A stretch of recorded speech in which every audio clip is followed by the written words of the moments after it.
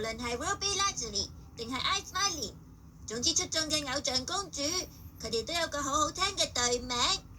你哋3個人如果可以諗到一個最襯你哋嘅隊名，感覺就會更加團結，就能夠做出更精彩嘅演唱會舞。